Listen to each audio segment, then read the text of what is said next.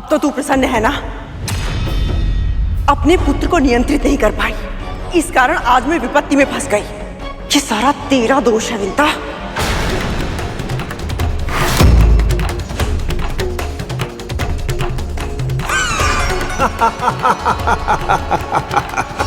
अद्भुत विमाता, अद्भुत। जिस स्त्री ने तेरे लिए अपने प्राण संकट में डाल दिए, तू उसे दोष दे रही है। अब भी रक्षा करना चाहती है तो अपनी स्वामिनी की, अर्थात अपनी बहन की। ऐसा व्यवहार तूने अपनी बहन के साथ किया है, ऐसा व्यवहार तो हम असुर भी एक दूसरे के साथ नहीं करते। और फिर भी संसार हमें बुरा कहता है। दिति दीदी के पुत्र हो, इस नाते मेरे लिए भी मेरे पुत्र समान ही हो। इसी कारण अब तक तुम्हारी धृष्टता सहती रही, पर यदि तुमने आगे बढ़ने का प्रयास किया तो मैं वही करूंगी जो एक मां को करना चाहिए। मैं तुम्हें रोकूंगी किसी भी मूल्य पर। बस, बहुत बोल चुके तुम। अब मेरा कथन ध्यान से सुन। यदि तू चाहती है कि मैं तुझ पर और तेरी स्वामिनी पर दया करूं, तो चुपचाप बिना एक भी क्षण गवाए उस गरुड़ को महल से बाहर निकाल। वो यहाँ नहीं है, बाहर गया है किसी आवश्यक कार्य से। अच्छा, तो वो बाहर गया है, तो तू बता कहां गया है वो तेरा पुत्र? हमें ज्ञात नहीं है। अच्छा, तो तुझे नहीं पता कहां गया है वो? मैं सत्य कह रही हूं। तेरे सत्य का प्रमाण तो समय देगा, और जब तक वो नहीं लौटता मैं उसकी यही प्रतीक्षा करूंगा।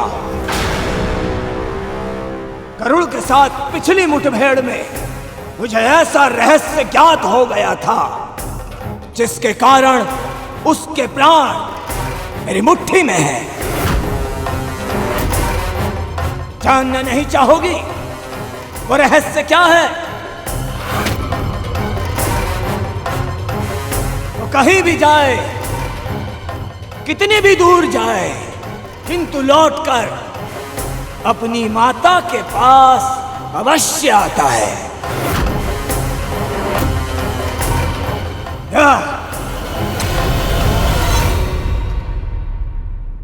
सही कहा तुमने। मेरा पुत्र अवश्य ही मेरे पास लौट कर आएगा, पर उससे पहले तुम सबको यहां से लौट जाना चाहिए।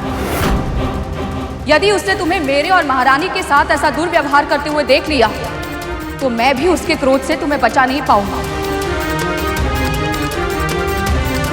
कल्पना करो पुत्र, अपनी विमाता अदिति की रक्षा के लिए यदि वो तुम सबसे अकेले युद्ध कर सकता है, तो अपनी मां की रक्षा के लिए वो क्या नहीं करेगा? उस रक्षा करने के लिए तो उसे यहां आना चाहिए ना, पर वो तो यहां पर है ही नहीं।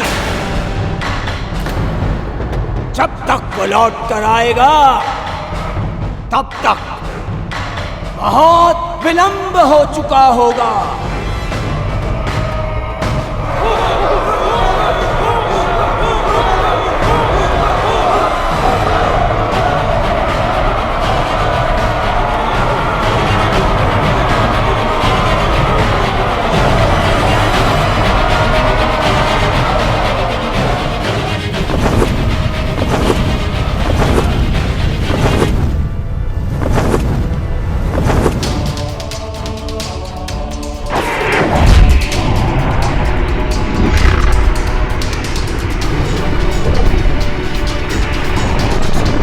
ओम विष्णवे नमः। ओम विष्णवे नमः। ओम विष्णवे नमः। ओम विष्णवे नमः। ओम विष्णवे नमः। ओम विष्णवे नमः। ओम विष्णवे नमः। ओम विष्णवे नमः। ओम विष्णवे नमः। ओम विष्णवे नमः। ओम विष्णवे नमः। ओम विष्णवे नमः। ओम विष्णवे नमः। ओम विष्णवे नमः। ओम विष्णवे नमः।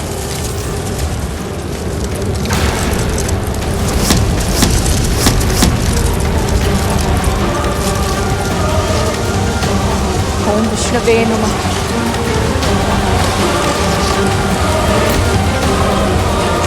ओम विष्णवे नमः।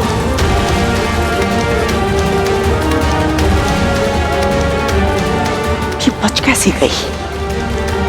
ओम विष्णवे नमः। ओम विष्णवे नमः।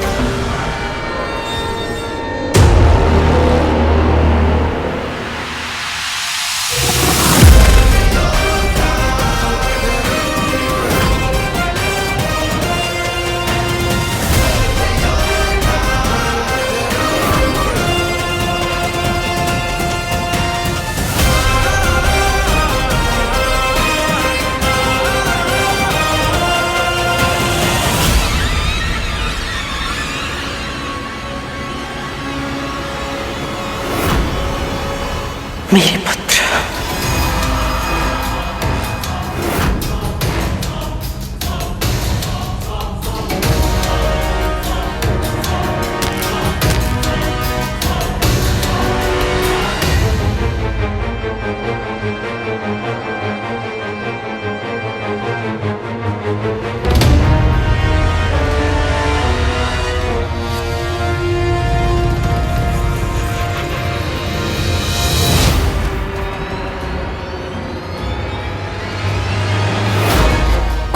नाग एक साथ।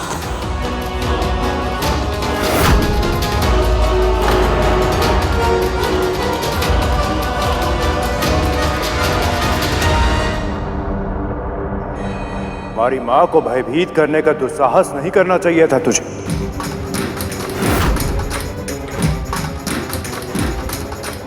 युद्ध का पहला नियम महिलाओं और बच्चों पर आक्रमण नहीं करना, और तूने वही नियम तोड़ दिया राहु। इसका दंड तुझे अवश्य मिलेगा।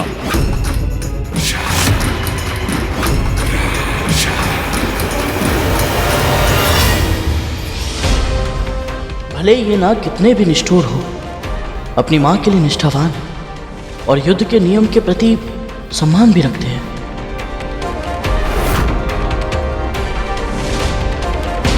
तूने इस महल पर आक्रमण करके बहुत बड़ी भूल की है। वैसे तो तुम्हारी असुरी सेना को पराजित करने के लिए मैं अकेला ही पर्याप्त था, और आज मेरे नाग भाई भी मेरे साथ हैं।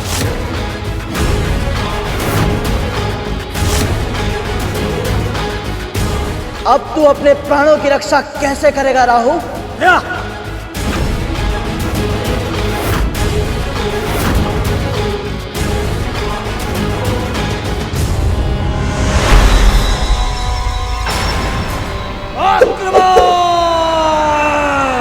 आक्रमण!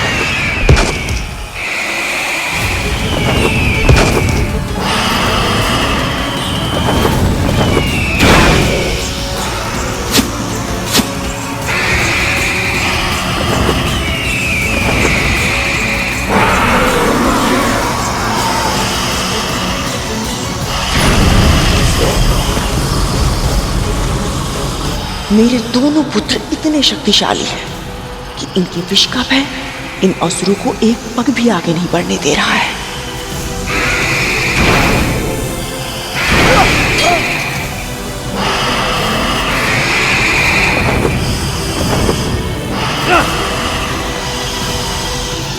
मुझे लगा था विशाल सेना देखकर ये सब घबरा जाएंगे और गरुड़ को मुझे सौंप देंगे, पर ये सब तो एक साथ मिलकर युद्ध कर रहे हैं।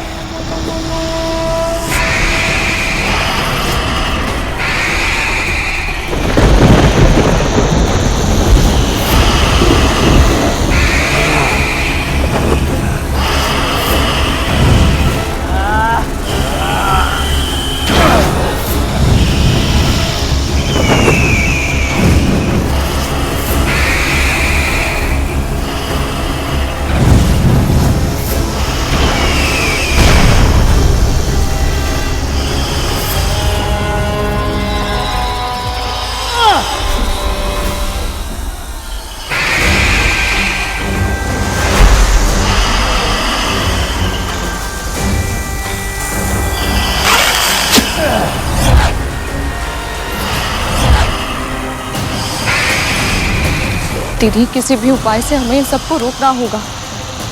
भाइयों का ऐसे एक दूसरे के रक्त का प्यासा हो जाना उचित नहीं है। किसी की भी मृत्यु हो सकती है। यदि ऐसा हुआ तो इसका दोषी तेरा पुत्र होगा। पर इस समय संकट केवल मेरे पुत्र पर नहीं है, आपके पुत्रों पर भी है और दीदी दीदी के पुत्रों पर भी। असुरों से शत्रुता करने में कोई समझदारी नहीं है दीदी। देवताओं और दानवों के मध्य युद्ध के कारण पहले ही भीषण विध्वंस हो चुका है। एक और युद्ध विनाशकारी सिद्ध होगा।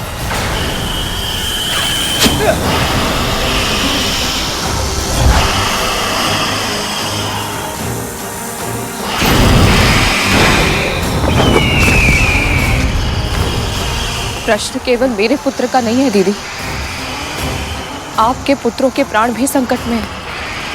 यदि उनमें से किसी को कुछ हो गया तो? ये समस्या तेरे पुत्र के कारण उत्पन्न हुई है, उसका समाधान भी वो ही करेगा।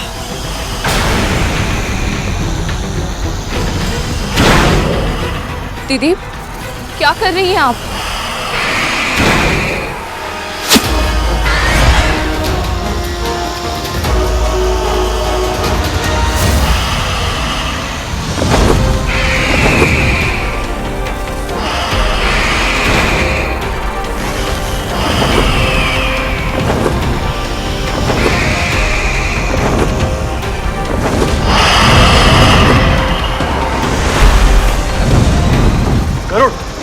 कालिया,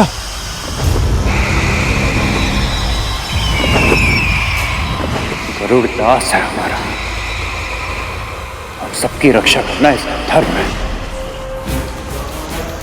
पर इसकी रक्षा करना हमारे लिए आवश्यक नहीं।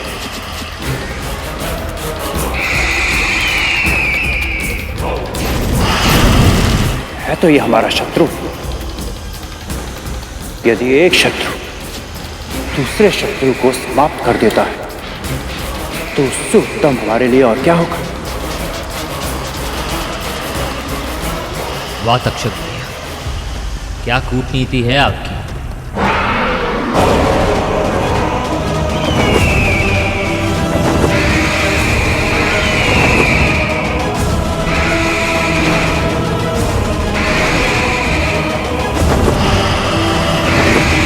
रुक जाओ।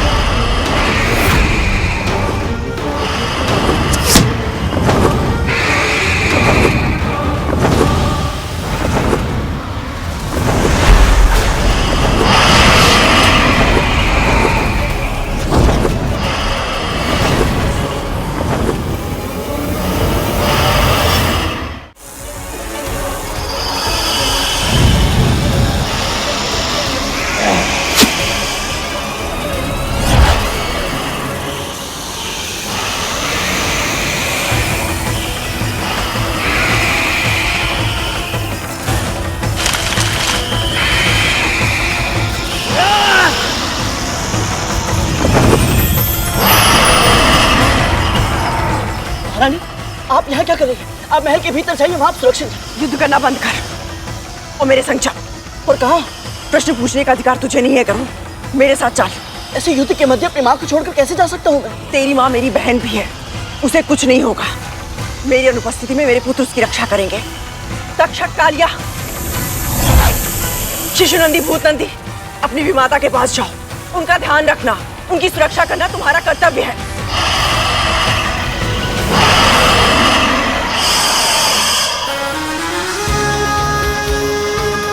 मेरी आज्ञा ना मानकर तू मेरी नहीं, अपनी माँ के संस्कारों की भी अवहेलना करेगा। भूल मत, मन से, वचन से, कर्म से भी तूने मेरे आदेशों का पालन करने का वचन दिया है मुझे।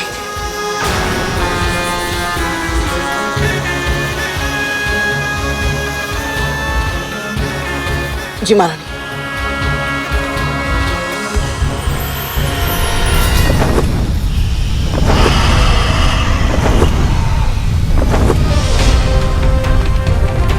ये कहाँ गया?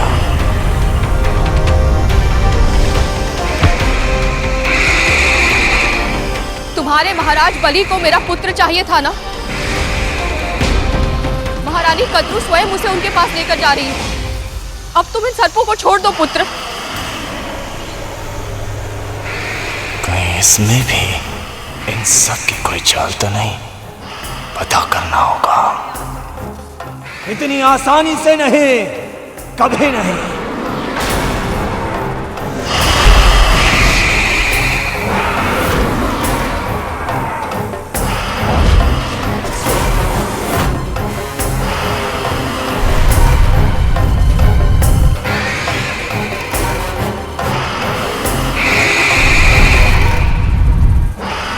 हे परम प्रभु विष्णु, मेरे पुत्र की रक्षा कीजिए।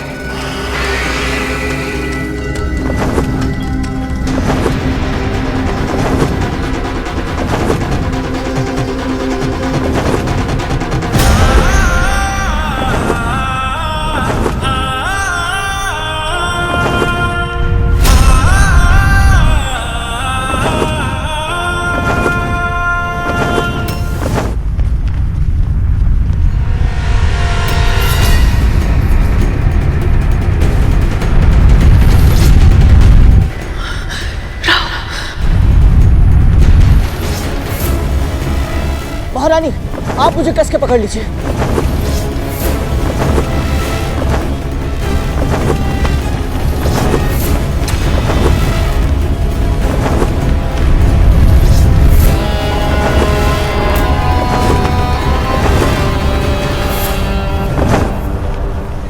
गति बढ़ाकर मुझे चकमा देने का प्रयास कर रहा है, किंतु मैं भी राहु हूं। मुझसे पीछा छुड़ाना असंभव है।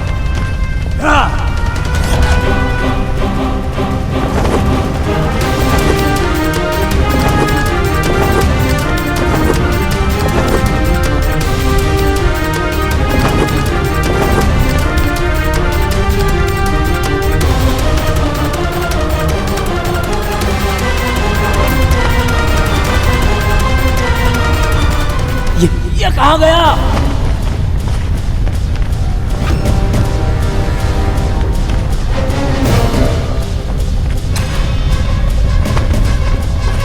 अभी तो इधर था, उधर कैसे चला गया? ये हुई ना बात। यदि ये युद्ध हमें रुकवाना है तो हमें शीघ्र ही महाबलीपुरम पहुंचना होगा।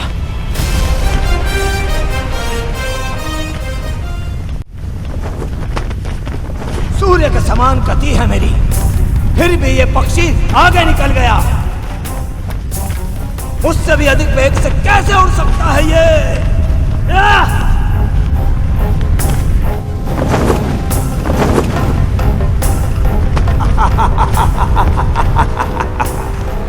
लगता है इसे अपनी मृत्यु की कामना कुछ अधिक ही है, तभी तो स्वयं को मृत्यु के मुख में ले जा रहा है ये। क्योंकि द्वारपाल तारकाक्ष के होते हुए कोई भी बाहरी प्राणी महाबलीपुरम में प्रवेश नहीं कर सकता। पर यदि कोई ऐसा करने का प्रयास करता है तो वो जीवित नहीं रह सकता।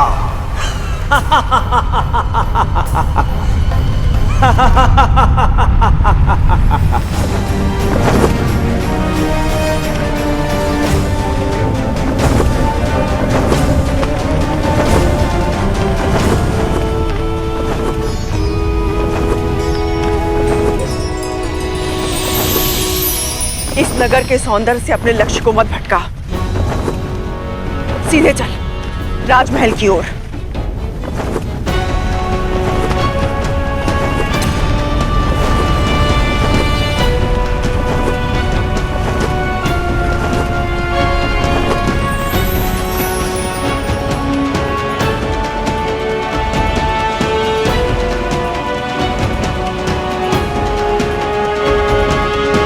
उड़ान भी ऊंची बढ़ता है, गति पर भी नियंत्रण है और भूमि पर भी इतनी कुशलता से उतरता है।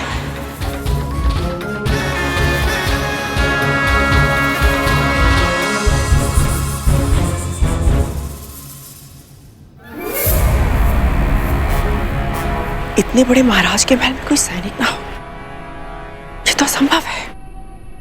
आप चिंतित मत होइए महारानी, मेरे होते हुए आपको कोई हानि नहीं पहुंचा सकता। मेरे होते हुए आपको कोई हानि नहीं पहुंचा सकता। मेरे होते हुए आपको कोई हानि नहीं पहुंचा सकता।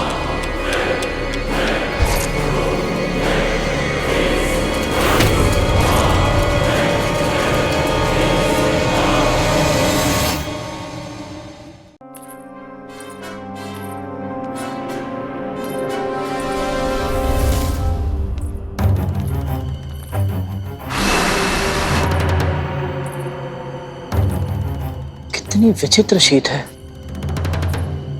क्या आपको भी इसका आभास हो रहा है महारानी? मुझे पता है तू पंछी है, वायु शीत है या उष्ण इसका अनुभव करने का अभ्यास है तुझे, किंतु अभी समय नहीं है, शीघ्र चल, इससे पहले कि हमारी उपस्थिति का किसी को आभास हो जाए। एक क्षण महारानी, कुछ तो असामान्य है। भय लग रहा है तुझे तो अपने पांव को तनिक कष्ट दे, और हाँ, भीतर जाकर अपना मुंह मत खोलना। जब तक मेरी आज्ञा ना मिले मौन रहना।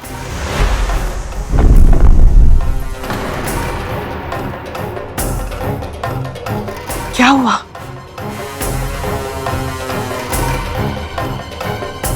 यह मूर्ति नहीं है महारानी, कोई असुरी माया है। इतना आशंकित होने की आवश्यकता नहीं है, ये मूर्ति है। मैं दिखाती हूँ तुझे। महारानी नहीं,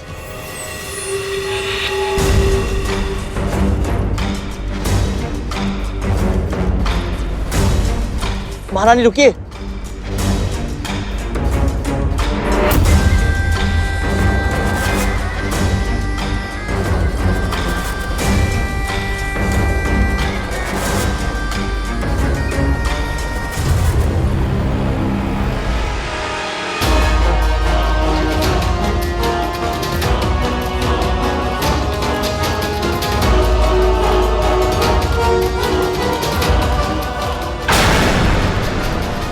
महारानी,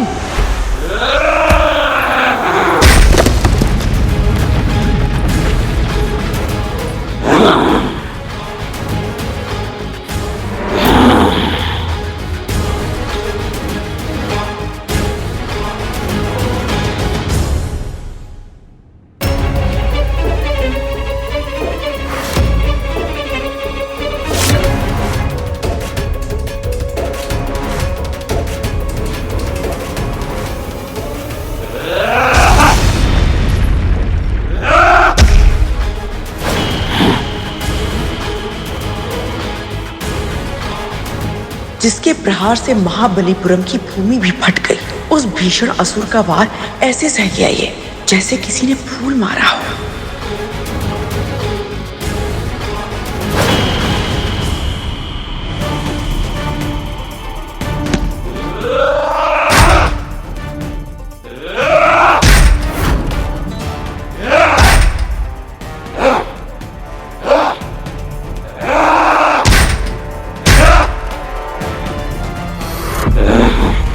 थोड़ी देर और खेलता तुम्हारे साथ, पर बड़े भैया से मिलने की शीघ्रता है।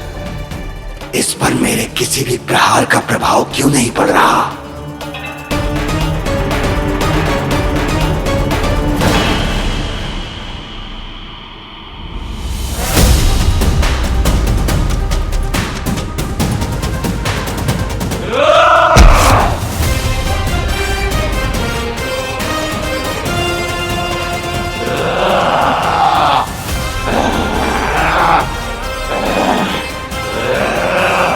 मेरी विमाता पर प्रहार करने का दुस्साहस दोबारा मत करना।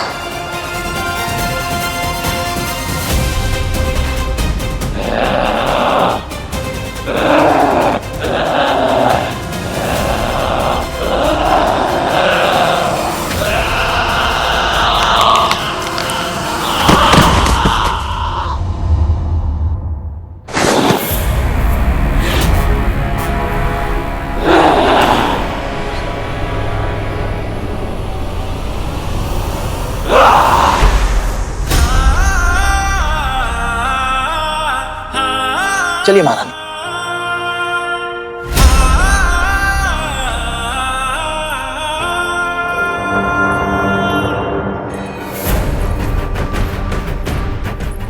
करुण ने द्वारकाक्ष को पराजित कर दिया, असंभव।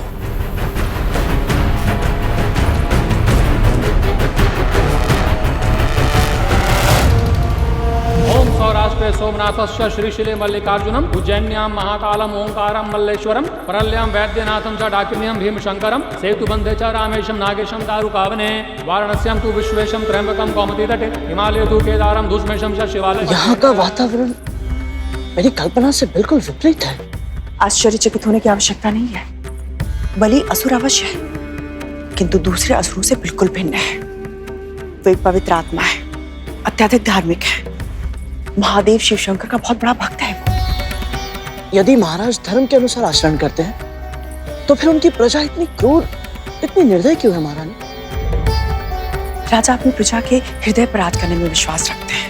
वो अपनी जीवन शैली दूसरों पर नहीं थोपते हैं। उनके राज में सभी अपने स्वभाव के अनुसार असुरों की तरह आचरण करने के लिए स्वतंत्र हैं। वो स्वयं भी एक संयमी जीवन जीते हैं। अद्भुत। अभी तो बड़े भैया से मिलने में और अधिक आनंद आएगा। भूलना मत, तुम उसके लिए भाई नहीं हो, शत्रु हो तुम उसके। तुमने उसकी सेना को अपना कार्य करने से रोका था। उसके कुछ असुरों का वध भी किया था तुमने। शत्रु और भाई का अंतर तो मैं संभाल लूंगा, बस मेरी माँ और मेरे अन्य नाग भाई ठीक हो। ओम विष्णवे नमः। ओम विष्णवे नमः। ओम विष्णवे नमः। ओम विष्णवे नमः।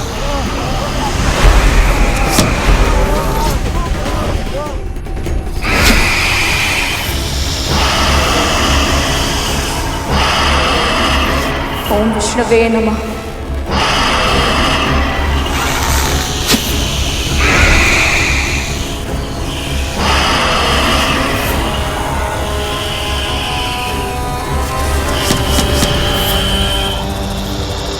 ओम विष्णवे नमः। ओम विष्णवे नमः।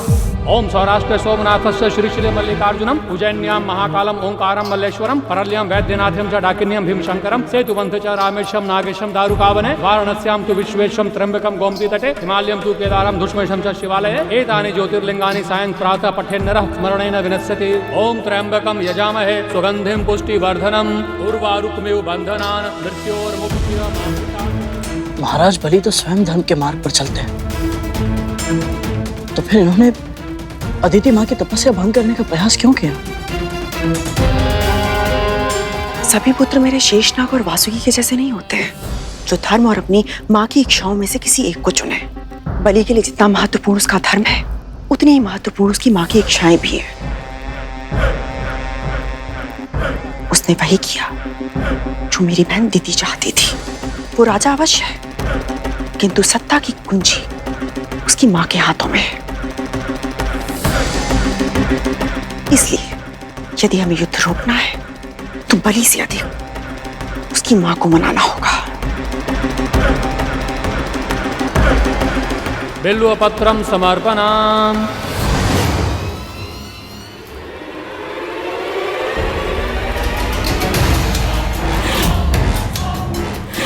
गरुड़ और कद्रु यहाँ?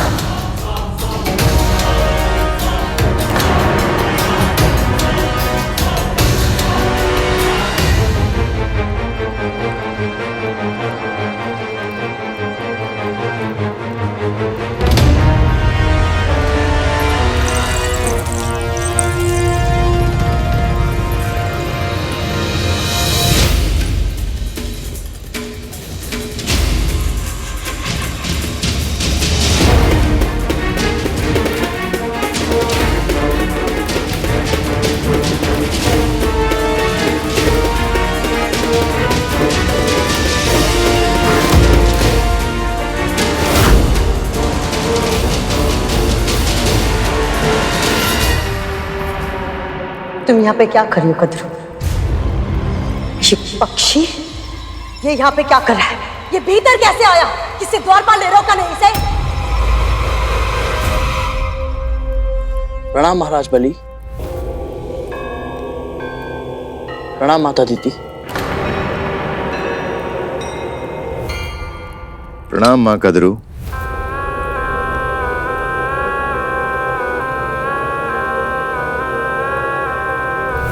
कद्रू, बिना बुलाए आने का क्या अर्थ होता है?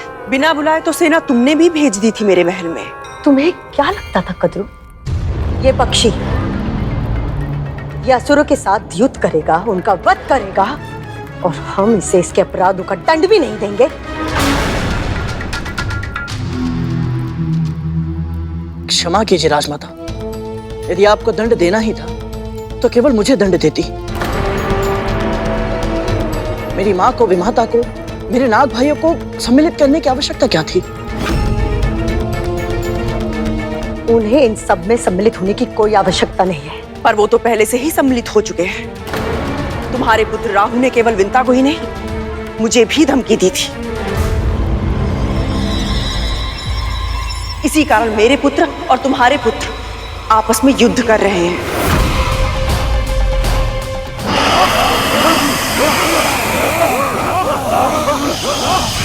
ओम विष्णवे नमः। ओम विष्णवे नमः। ओम विष्णवे नमः। ओम विष्णवे नमः। इन्होंने और इनकी बहन ने मुझे उकसाया था महाराज। ये दोनों इस पक्षी की सहायता कर रही थी।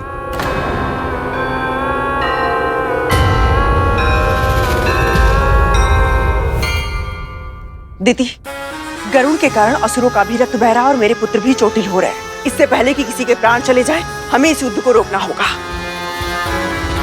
यदि तुम्हारी यही इच्छा है कि ये युद्ध रुक जाए, तो ये युद्ध रुक सकता है।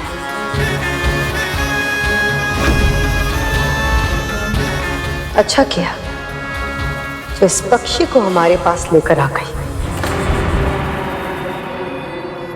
अब इसे हमें सौंप दो।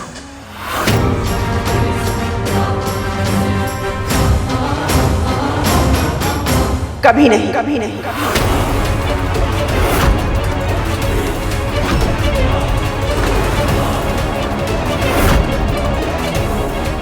बड़ी माँ मेरी रक्षा करने का प्रयास कर रही है, पर क्यों?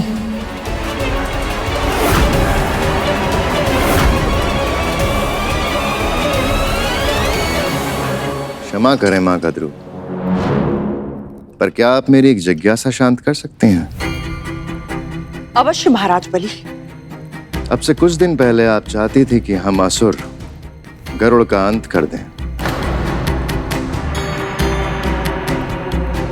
और अब जब हम अपना प्रतिशोध लेना चाहते हैं तो आप हमें रोक रही हैं। ऐसा क्यों माँ कद्रू? तब से अब तक ऐसा क्या बदल गया आप दोनों के बीच? बहुत कुछ। अब ये स्वतंत्र उड़ने वाला पंछी नहीं रहा, अब ये दास है मेरा। अब ये दास है मेरा। अब ये दास है मेरा।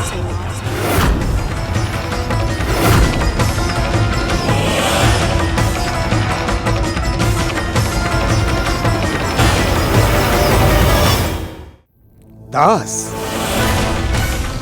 ये पक्षी जिसने बड़े बड़े योद्धाओं को पराजित कर दिया,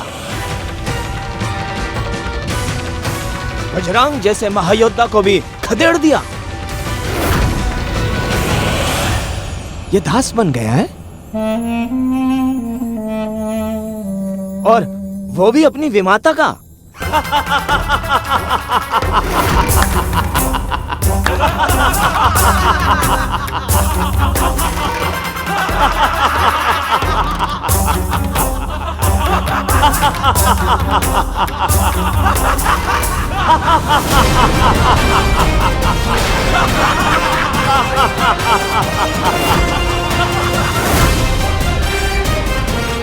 मुझे धैर्य दीजिए माँ।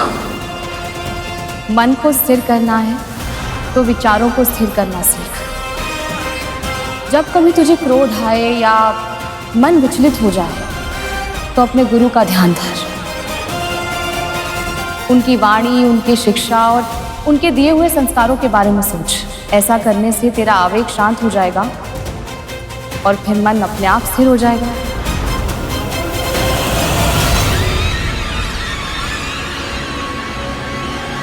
कद्रू में कैसे विश्वास करूं कि तुम जो कह रही हो वो सत्य है? ये वही गरुड़ है जो अदिति को संकट में देखकर अपना स्थान छोड़ने के लिए तैयार नहीं हुआ था।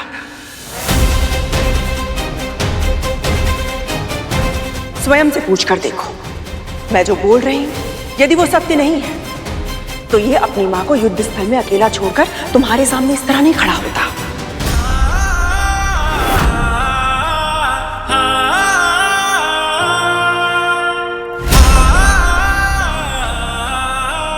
ये केवल मेरे आदेश पर यहां पर आया है,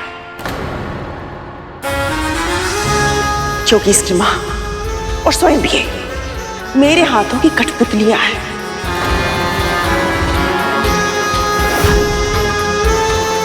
मैं जैसे चाहूं जब चाहूं इन्हें अपने संकेतों पर नचा सकती हूं।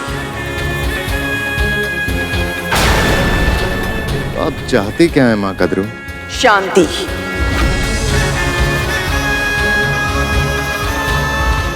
यदि यह युद्ध इसी तरह चलता रहा तो आपके असुर भी घायल होंगे और मेरे पुत्र भी। आप जानते हैं कि गरुड़ ने किस तरह असुर सेना को पराजित कर दिया था।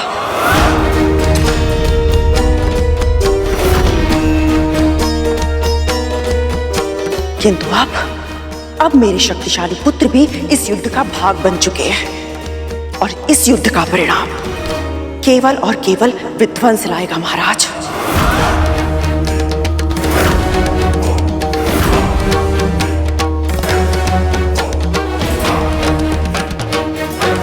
दोनों ओर के योद्धा अपने प्राण गंवा देंगे। इसलिए इस युद्ध को समाप्त करने में और मेरे पुत्रों को कभी भी कोई ना हानि पहुंचाने का यदि आप मुझे वचन देते हैं तो मैं भी आज आपको एक वचन देती हूं। आज के बाद मेरा ये दास गरुड़ असुरों के लिए संकट का कारण कभी नहीं बनेगा।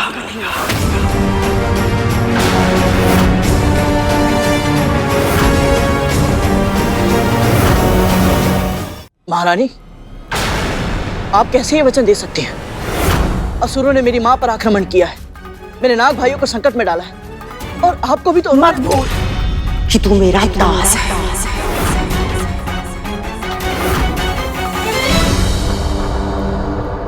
और जब तक दासों को आज्ञा नहीं दी जाए वो बीच में ही बोलते हैं।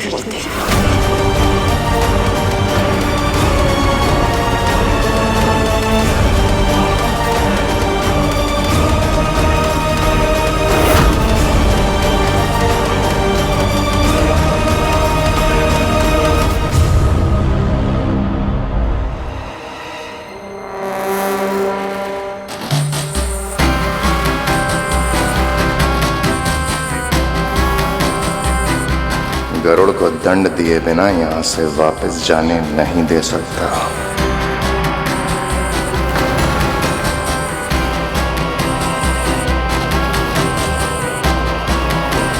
तो क्या निर्णय लिया आप दोनों ने?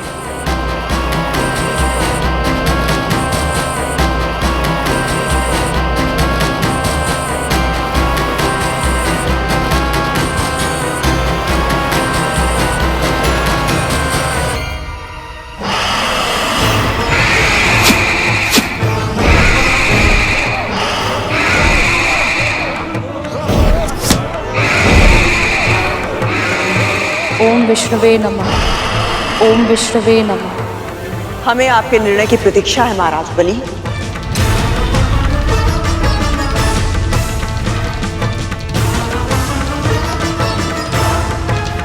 ये पक्षी तुम्हारे नियंत्रण में है तो इसका अर्थ ये नहीं कि हम इसके अपराधों को भूलकर इसे क्षमा करते हैं। इसने न केवल असुरों की सेना को चुनौती दी है बल्कि मेरे पुत्र और स्वर्ग के महाराज बलि की सत्ता को ललकारा है। इसे अवश्य दंड मिलना चाहिए।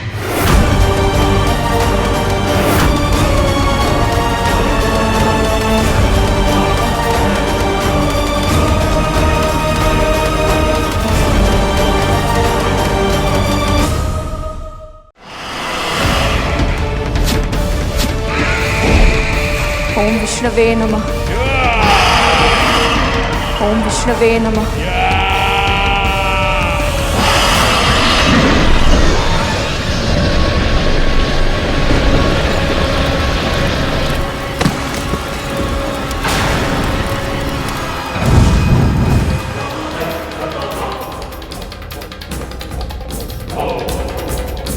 आशा कीजिए कि आपका पुत्र भी हमारी मां की रक्षा और उनका सम्मान ऐसा ही कर रहा हो।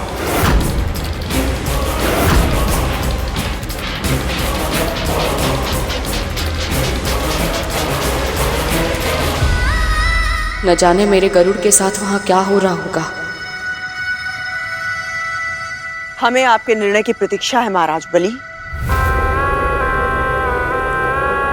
ये पक्षी तुम्हारे नियंत्रण में है, इसका अर्थ ये नहीं कि हम इसके अपराधों को भूलकर इसे क्षमा करते हैं। इसने ना केवल असुरों की सेना को चुनौती दी है, बल्कि मेरे पुत्र और स्वर्ग के महाराज बलि की सत्ता को ललकारा है। इसे अवश्य दंड मिलना चाहिए।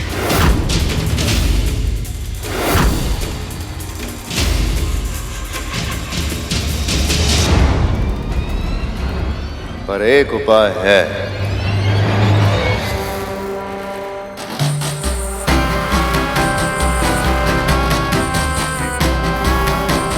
यदि गरुड़ अपने घुटनों के बल बैठ के हमसे क्षमा की याचना करे और यह प्रण ले कि दोबारा कभी हमारे मार्ग में नहीं आएगा,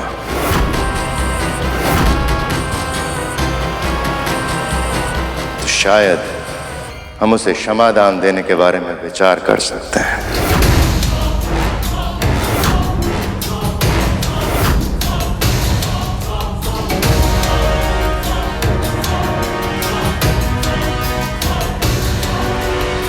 सुना नहीं तूने?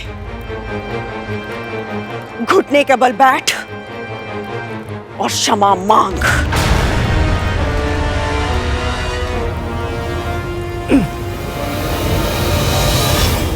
ये आदेश है मेरा गरुड़।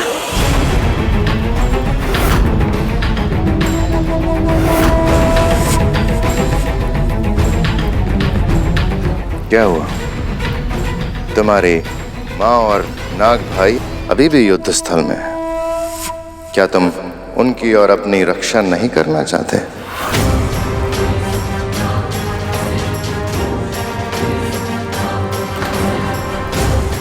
मेरी माँ की सुरक्षा से अधिक महत्वपूर्ण मेरे लिए और कुछ नहीं है। फिर चाहे उसके लिए मुझे अपने प्राण देने पड़े या अपना आत्मसम्मान खोना पड़े। किंतु महाराज, मेरी माँ ने मुझे सिखाया है कि किसी भी त्वरित लाभ के लिए या केवल वाद विवाद को समाप्त करने के लिए क्षमा मांगना उचित नहीं। क्षमा मांगने से पहले अपनी भूल का आभास होना अति आवश्यक है, क्योंकि यदि ऐसा ना हो तो क्षमा मांगने के बाद भी वह व्यक्ति फिर से वही भूल कर देगा और फिर उसकी क्षमा याचना का कोई अर्थ नहीं बचेगा।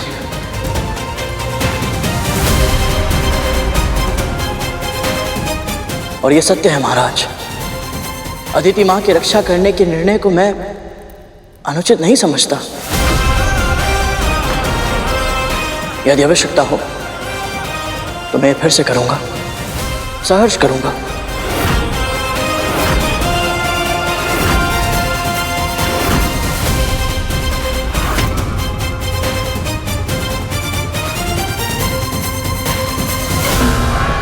गरुड़ के वचनों में दृढ़ता है, इसके लिए मृत्युदंड सम्मान की बात होगी।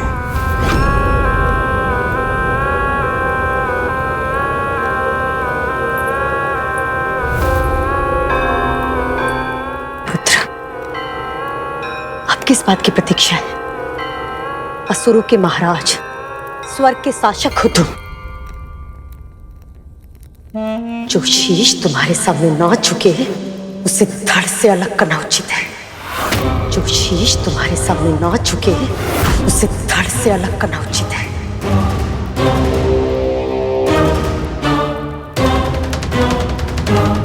दास होकर भी इतना अभिमान। तेरे लिए मैंने अपने और अपने पुत्रों के प्राणों को संकट में डाला है, और तू एक विनीत भाव से क्षमा भी नहीं मांग सकता।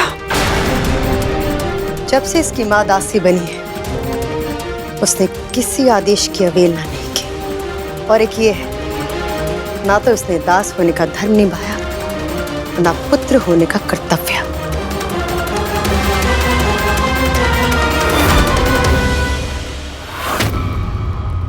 महाराज के आदेश का उल्लंघन करके तूने अपनी मृत्यु को आमंत्रण दिया है। मैं तो कहता हूं, इस पक्षी के कर्कश गायन की प्रतीक्षा ही क्यों करनी? मैं अभी यमदूत से इसका साक्षात्कार करवाता हूं।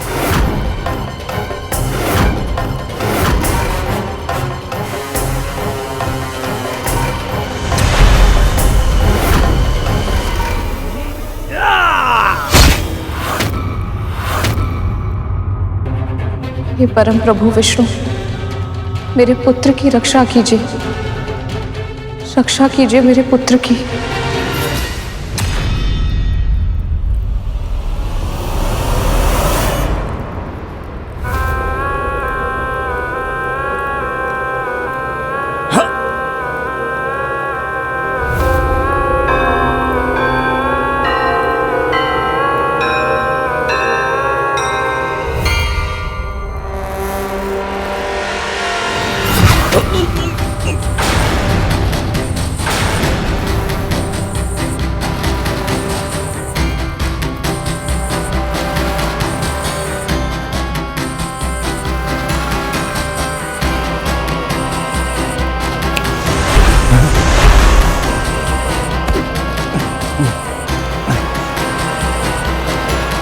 मृत्यु केवल शारीरिक हिंसा से नहीं होती राहु,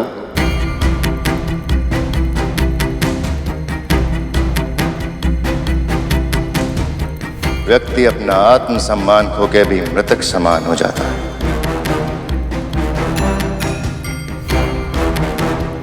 यदि गरुड़ एक बार क्षमा नहीं मांग सकता तो उसे सहस्त्र बार झुकना होगा। पूरी प्रजा के सामने से 1 सहस्त्र 8 बार करबद्ध प्रणाम करके हमारे महाबलीपुरम की प्रदक्षिणा करनी होगी।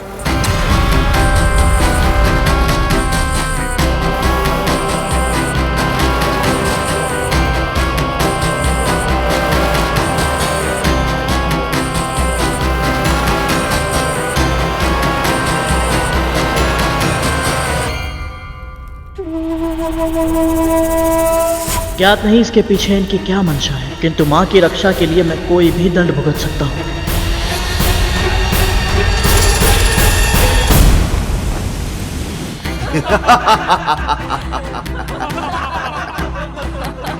सुना है ये बहुत ही शक्तिशाली पक्षी है। वज्रांग की पूरी सेना को अकेले ही हरा दिया था इसने। तुमने सही कहा मित्र, पर हमारे महाराज बलि के सामने बड़े से बड़े योद्धा नतमस्तक हो जाते हैं। अभी तो आज ये पक्षी भूमि पर लौटकर अपने अपराध की क्षमा मांगेगा। सही कहा मित्र।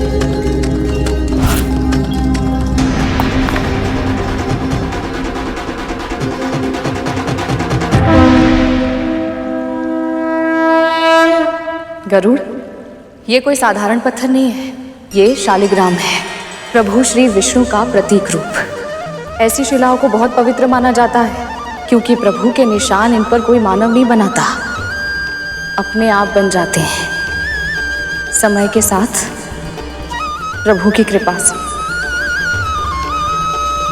शालिग्राम अनेक तरह के होते हैं जिन्हें उनके आकार, रंग और चक्र, मुख, वनमाला आदि निशानों के आधार पर पहचाना जा सकता है। यदि तुझे कभी कोई ऐसी शिला मिले तो उसे साक्षात प्रभु श्री विष्णु का आशीर्वाद समझना, उसका आदर करना।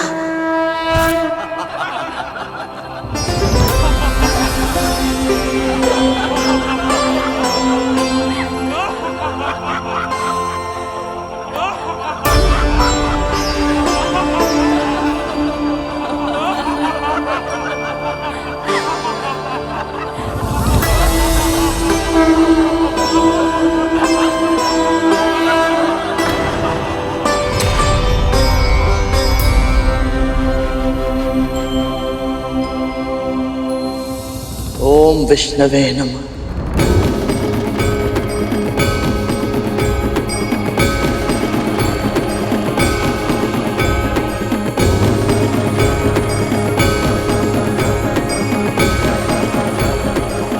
ओम विष्णवे नमः। ओम विष्णवे नमः। ओम विष्णवे नमः। ओम विष्णवे नमः। ओम विष्णवे नमः। ओम विष्णवे नमः। ओम विष्णवे नमः। ओम विष्णवे नमः।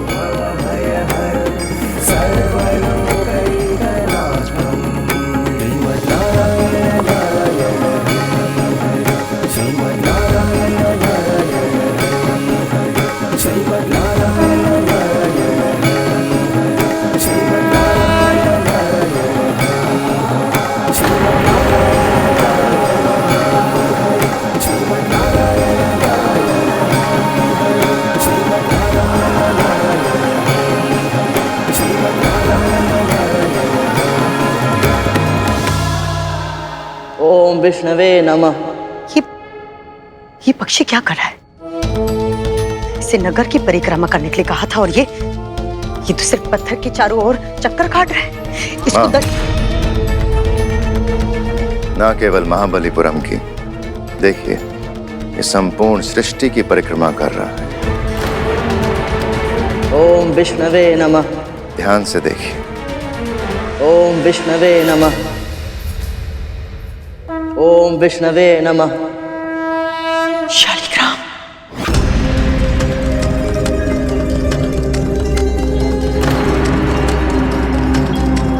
ओम विष्णवे नमः।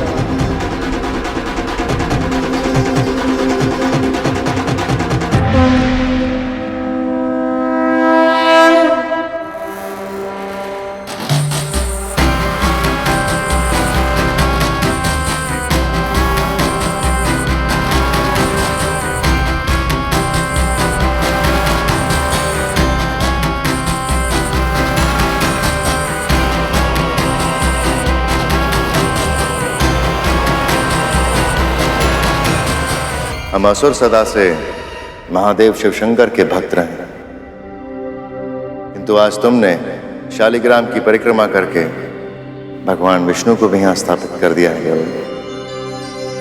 आज से महाबलीपुरम में भगवान विष्णु की भी भक्ति होगी।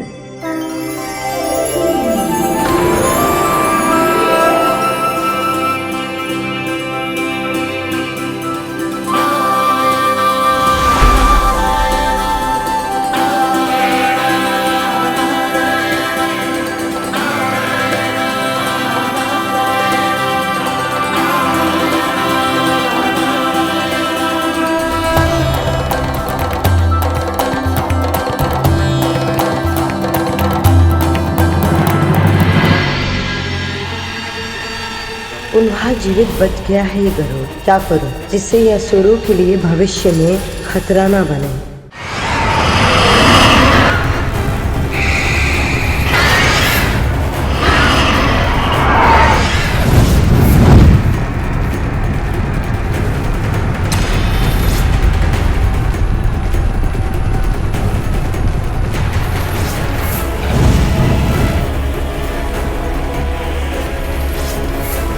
बच क्या रहा हो, किंतु भैया अचानक से ये सब लुप्त कैसे हो गए?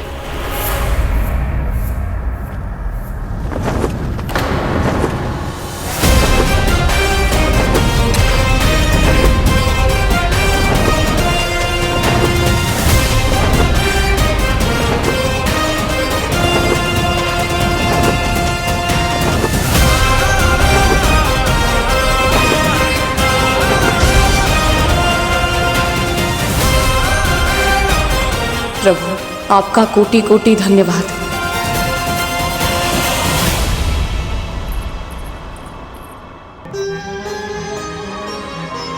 माँ,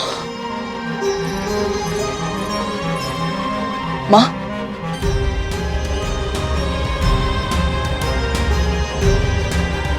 इसे छोड़िए माँ, आप सकुशल हैं?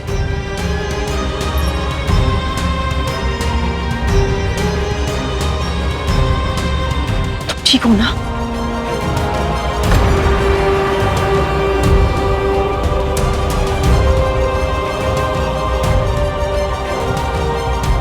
आज तुम दासों के लिए मैंने मेरे पुत्रों के प्राणों को दांव पर लगाया है।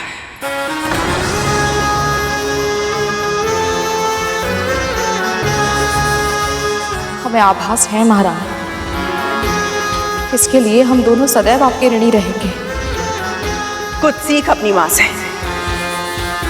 ये होता है अच्छे दास का व्यवहार।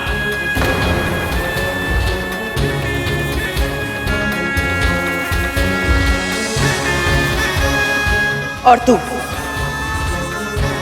तूने इस ऋण को स्वीकार किया, बहुत अच्छा किया। पर अपने पुत्र को समझाना। अब तक ये हमें दोष देता आया है कि हमने इसके प्राणों को संकट में डाला था, किंतु अब इसे स्मरण रहना चाहिए कि कैसे आज मैंने और मेरे पुत्रों ने इसके और तेरे प्राणों की रक्षा की है।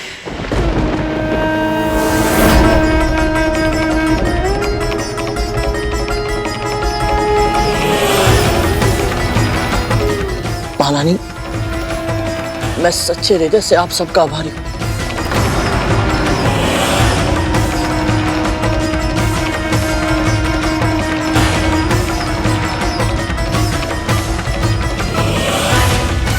आज तो असुरों का संकट टल गया, किंतु अब करुण की बेड़ियां कस के जकड़नी होगी ताकि ये मेरे पुत्रों के लिए और कोई समस्या ना खड़ी करे।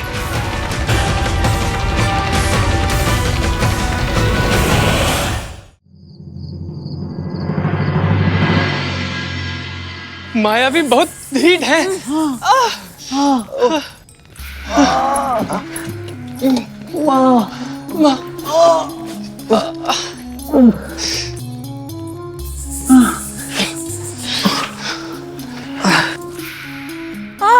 माँ, बहुत जलन हो रही है। जलन होगी तभी तो घाव स्वस्थ होगा। अच्छा।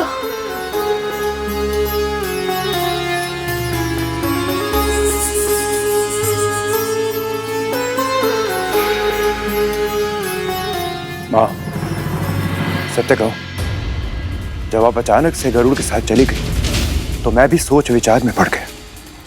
महाराज बलि से अकेले मिलने जाने का निर्णय आपको संकट में डाल सकता था। माँ, आपने ऐसा क्यों किया? क्योंकि वो अपने पुत्रों से बहुत प्रेम करती हैं। पता है उन्हें, गुरु शुक्राचार्य की मृत संजीवनी विद्या के कारण वर्तमान में असुर बहुत अधिक शक्तिशाली हैं। उन्हें सर्पों का शत्रु बनाना नहीं चाहती कद्रू दीदी। बड़ी माँ अपने पुत्रों की रक्षा करना चाहती थी, ये तो मैं समझता हूँ माँ।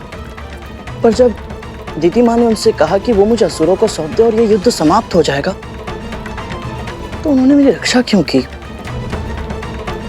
क्यों मुझे दीदी माँ को नहीं सौंपा उन्होंने? क्योंकि मैं दीदी को अच्छे से जानती हूँ। वो गरुड़ को दास बना लेती और अवसर पड़ने पर उसकी अद्भुत शक्तियों को हमारे विरुद्ध उपयोग करती।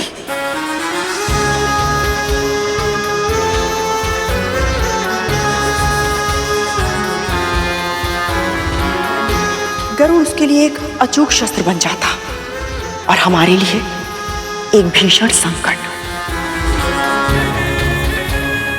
गरुड़ को उसे सौंपने से मना करके मैंने न केवल दीदी और उसके पुत्रों को शक्तिशाली होने से रोका है, बल्कि गरुड़ ने उसकी मां पर एक ऐसा उपकार किया है जिसे वो चाहे भी तो जीवन भर नहीं चुका सकते। यदि कद्रू दीदी ने ये सब उपकार मानकर किया है तो उपकार ही सही। मेरे लिए इतना ही पर्याप्त है कि तू सुरक्षित है। उनकी मंशा चाहे जो भी रही हो गरुड़, जब तक तू मेरे साथ है ना, मुझे कोई अंतर नहीं पड़ता।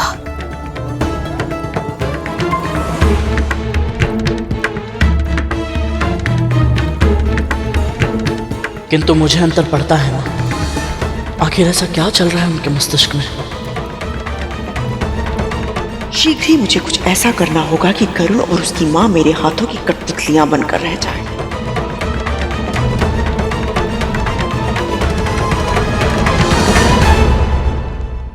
मुझे तुम सब पर अभिमान है।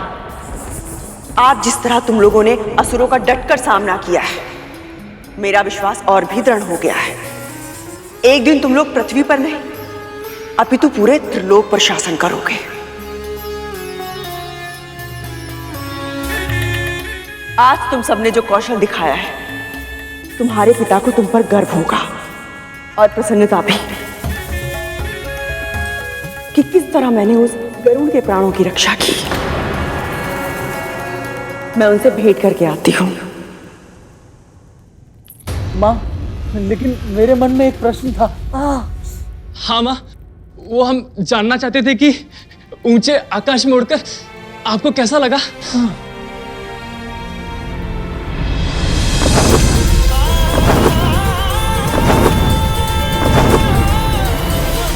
हाँ माँ, बताइए ना, आपको कैसा लगा पक्षियों की तरह उड़कर? सम्मोहक, मनमोहक, नदी के बहते जल की तरह मुक्त, किसी स्वप्न जैसा था आकाश में उड़ने का अनुभव।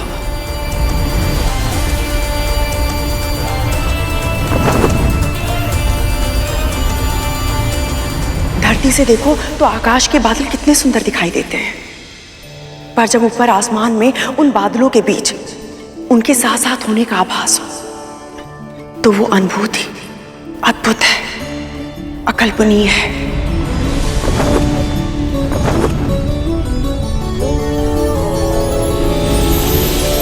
मैं तो सबसे अधिक प्रभावित हुई उस गरुड़ की गति से।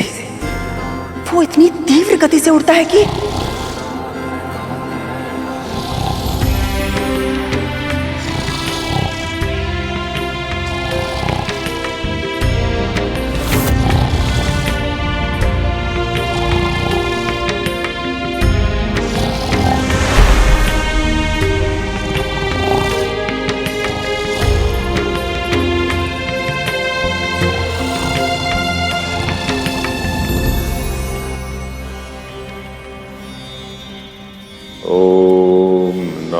भगवते वासुदेवाय। ओम नमः भगवते वासुदेवाय। ओम नमः भगवते वासुदेवाय।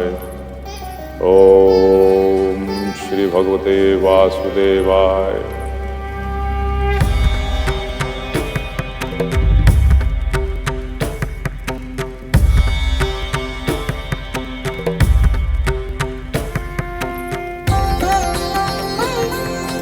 कल्याण हो देवी,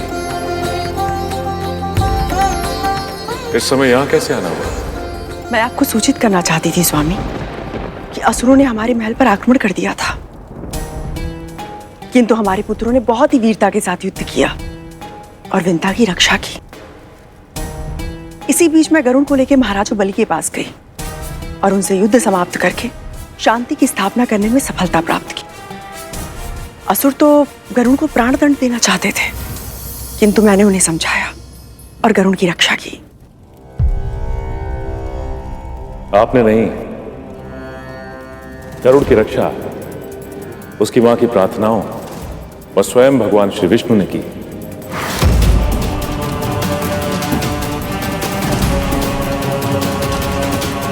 देवी कद्रू, आपकी सबसे बड़ी भूल यही है कि आपको लगता है कि जो कुछ भी हो रहा है वो आपकी इच्छा से हो रहा है, किंतु सत्य यह है कि यहां इस संसार में जो कुछ भी होता है भगवान श्री विष्णु की इच्छा से होता है।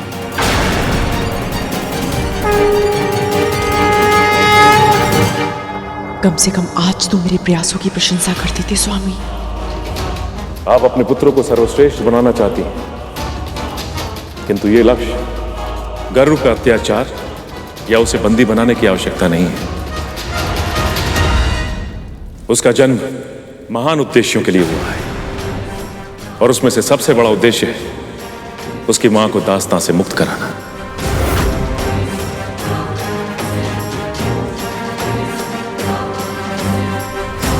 आपको लगता है कद्रू के आपने छल से शर्त जीतकर विंता को दासी बनाया, किंतु आप तो केवल माध्यम थी। जिस दिन अरुण का जन्म हुआ था उसी दिन विंता को यह श्राप भी मिल गया था और साथ ही साथ उसका निवारण भी।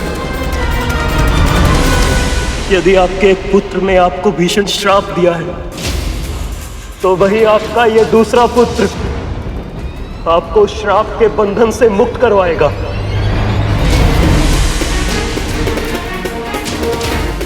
गरुड़ ऐसा प्राणी है जिसने असुरराज बलि के दंड को भी पुण्य अर्जित करने का माध्यम बनाया।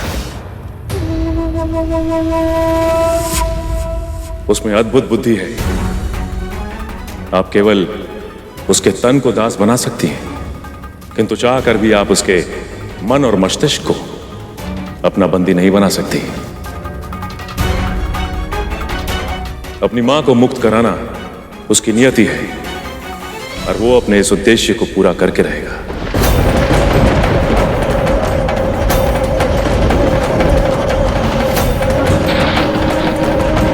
आप केवल एक कार्य कर सकती हैं कि उसके उद्देश्य को और कठिन ना बनाएं। मैं यहाँ आई थी कि स्वामी के समक्ष अपने पुत्रों के पराक्रम की प्रशंसा कर सकूं, किंतु वे खुद कर्म का पक्ष लेकर बात कर रहे हैं।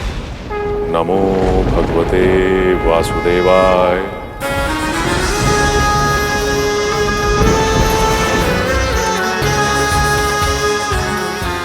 मैंने विंता और गरुड़ के लिए इतना सब किया, अपने पुत्रों के और स्वयं के प्राणों को भी संकट में डाल दिया। असुरों से उसकी रक्षा करने के लिए उन दोनों को तो मेरा जीवन भर के लिए ऋणी होना चाहिए। मुक्त होने के बारे में सोच भी कैसे सकते हैं वो? महाराज, गरुड़, तुम इस समय यहाँ क्या कर रहे हो? क्षमा कीजिए महारानी, मेरा उद्देश्य आपको भयभीत करना नहीं था, बस कुछ कहना है आपसे। जो भी कहना है कल कहना, आज बहुत रात हो चुकी है, तुम जाओ यहाँ से। महारानी, एक विनती करनी है, बस 2 पल के लिए सुन लीजिए। ऐसी कौन सी विनती करनी है जो एक रात भी प्रतीक्षा नहीं कर सकते तुम? कहा ना, मुझे विश्राम की आवश्यकता है, कल बात करेंगे। महारानी, यदि इस विचार को और अधिक समय तक मेरे मन में रखा तो मेरे हृदय का भार मेरे प्राण ले लेगा। मैंने अपने जन्म से लेकर आज तक आपको अपनी मां के साथ अत्याचार करते देखा, अपने वचनों से, अपने कर्मों से उन्हें दुखी करते देखा है। पर आज जब आपने दीदी मां को मुझे सौंपने से मना कर दिया, तब मुझे आभास हुआ महारानी कि आपके व्यक्तित्व के और आयाम भी है जो इस बाहरी आवरण के पीछे छिपे हैं। आज तक मैंने एक अत्याचारी महारानी को देखा था, पर आज एक बड़ी बहन को देखा जिन्होंने अपने पुत्रों को आदेश दिया कि वो उनकी छोटी बहन की रक्षा करें। आज पहली बार मैंने अपनी विमाता को देखा जो मेरे प्राणों की रक्षा करने के लिए स्वयं शत्रुओं के सामने दीवार बनकर खड़ी हो गई। आज पहली बार मैंने एक मां को देखा जो अपने पुत्रों से इतना स्नेह करती है कि उनके भविष्य की सुरक्षा के लिए उन्होंने अपना जीवन दांव पर लगा दिया। इसे प्रशंसा कहते हैं करो। तुम्हें तो विनती करनी थी ना। विनती करनी है, पर आपके भीतर छिपी अपनी बड़ी मां से विनती करनी है मुझे। मेरी मां को उनका जीवन लौटा दीजिए, उन्हें अपनी दास्ता से मुक्त कर दीजिए बड़ी मां।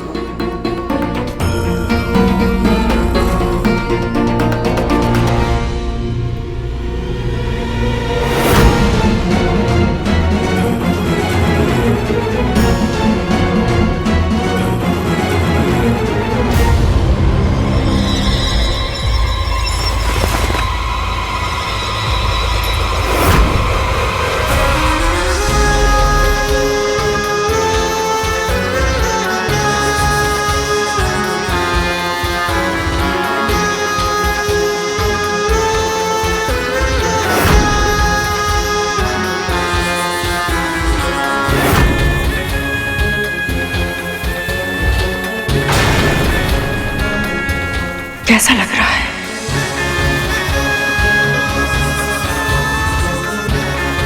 अच्छा नहीं लग रहा है ना?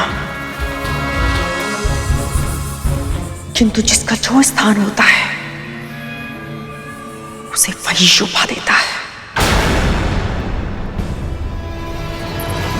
चरण पादुका चाहे कितनी भी अच्छी क्यों ना हो, उसे अपने सर के ऊपर नहीं रखा जाता।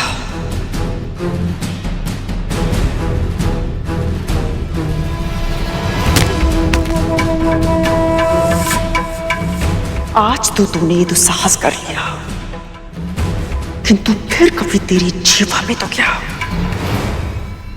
तेरे मस्तिष्क में भी ये विचार नहीं आना चाहिए, कभी नहीं।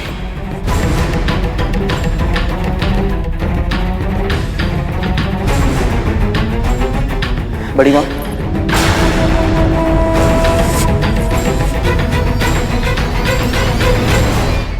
बड़ी माँ नहीं, महारानी।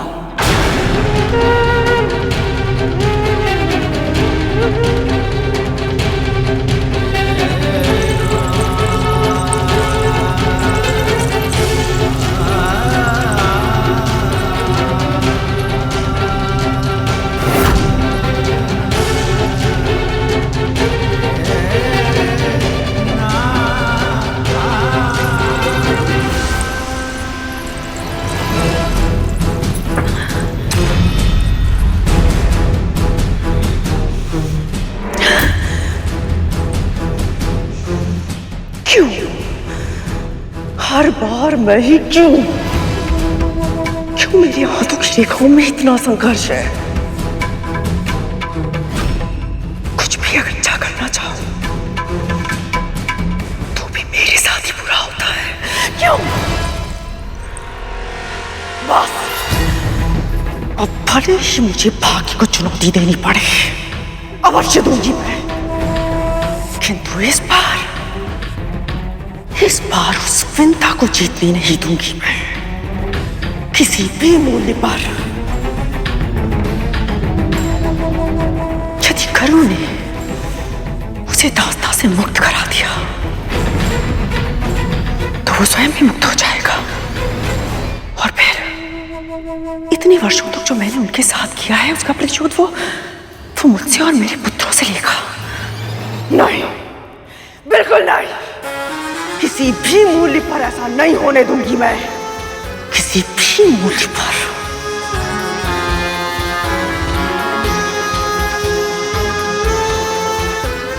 करूं भी तो क्या? कैसे उस पंछी को अपना पिंजरा छोड़ने से रोकूं मैं? कैसे रोकूं उसे मुक्त आकाश में उड़ने से? कैसे?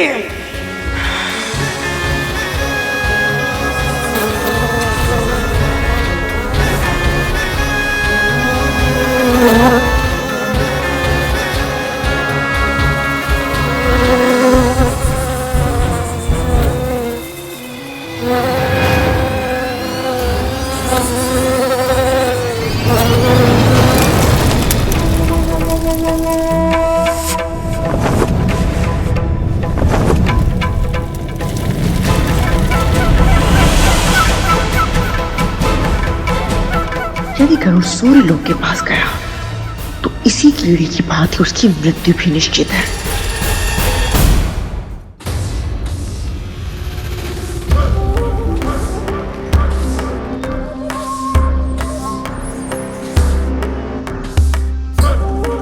गरुड़ सुनो ना,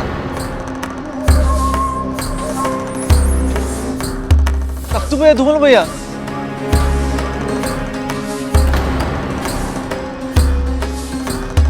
गरुड़, हमारे दास, हमें फिर से भ्रमण पर जाना है।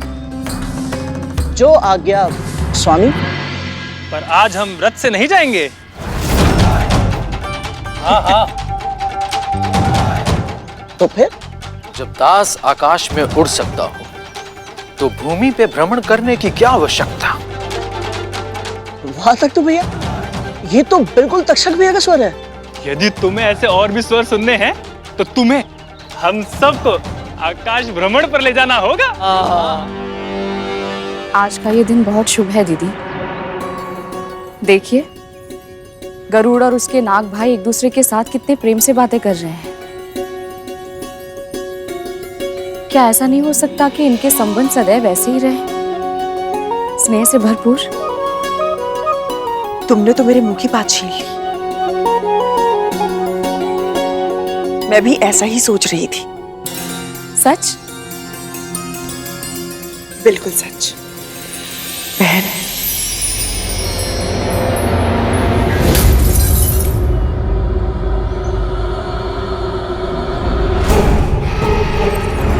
मैं तो ये भी सोच रही थी कि कुछ दिनों से युद्ध की काली छाया हम सब पर मंडरा रही है और अब तो हमारा महल भी उसकी चपेट में आ गया है।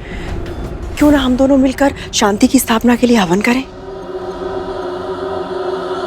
ये तो बहुत ही अच्छा विचार है। तो एक काम करो, तुम जाके वन से लकड़ी लेकर आओ, मैं हवन की तैयारी करती हूँ। ठीक है।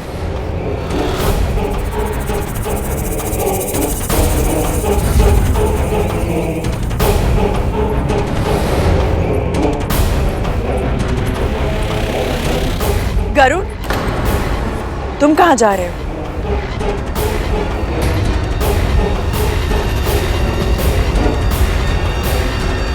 मैं और तुम्हारी माँ शांति स्थापित करने के लिए एक हवन करना चाहते हैं। पुत्र,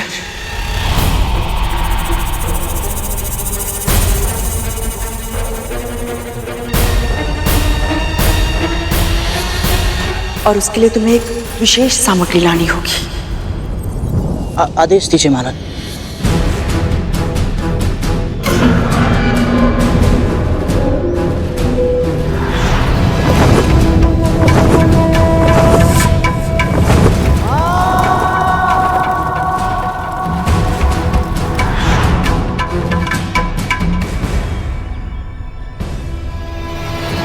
महारानी,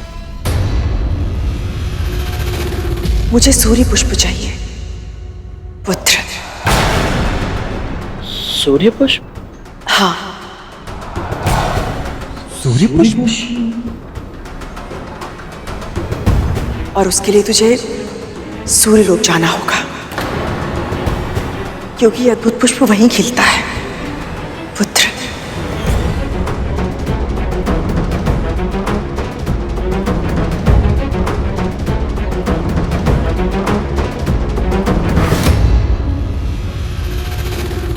किस सोच में पड़ गए तुम? अपनी मां की दास्ता के अतीत को जानने के लिए तुम वैकुंठ तक चले गए थे, किंतु अपनी माता की एक छोटी सी इच्छा पूरी करने के लिए सूर्यलोक तक नहीं जा सकते पुत्र।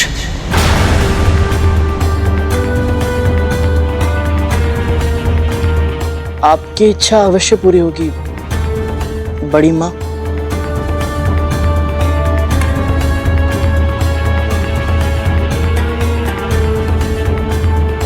आपने जो कार्य दिया था उसे क्षण भर में समाप्त करके शीघ्र ही जाता हूँ।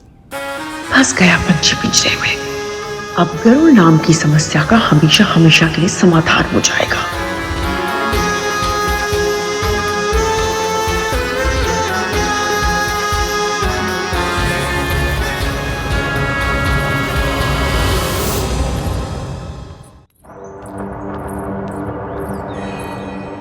गरुड़, हम भी तुम्हारे साथ चलेंगे। हाँ, परंतु ले चलो ना गरुड़, बहुत मन है हमें अंतरिक्ष भ्रमण करने का। अच्छा ठीक है, परंतु आप लोग महारानी के आगे ले लीजिए पहले।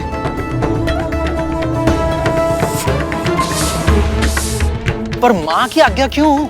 उसकी तो कोई आवश्यकता ही नहीं है गरुड़। हाँ नहीं धूमल भैया, एक बार मैं अपनी माँ की आज्ञा के बिना घर से दूर जा चुका हूँ और मैं नहीं चाहता कि आप सब भी वही भूल करें। इसलिए आप लोग जाइए और बड़ी माँ की आज्ञा ले लीजिए। यदि उन्होंने आज्ञा दी तो मैं अवश्य आप सबको ले चलूंगा। मैं हाथ धोकर आता हूँ।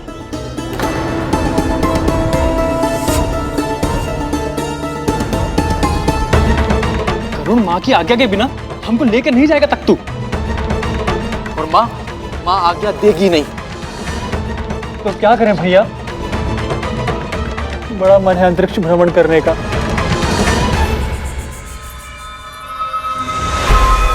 तू कितना और गिरोगी गदरू? तुम्हारे स्वामी, जिनका हृदय इतना शुद्ध है कि देवता भी उनसे परामर्श लेते हैं, उन्होंने भी तुम्हें समझाया कि गरुड़ उसकी मां को मुक्त कर दो, किंतु तुम उनके सुझाव के बिल्कुल विपरीत कार्य कर रही हो। करुण को गंभीर रूप से घायल करने का षड्यंत्र रच रही हो तुम, ताकि वो अपनी मां की रक्षा ना कर पाए। तुम भूल रही हो खतरू, जो अन्य व्यक्तियों के लिए विपदा उत्पन्न करता है उन्हें स्वयं भी उसी विपदा का सामना करना पड़ता है। आज तुम विंता के पुत्र को संकट में डालना चाहती हो, पर कहीं ऐसा ना हो कि तुम्हारे पुत्री तुम्हारे बनाए हुए जाल में फंस जाए।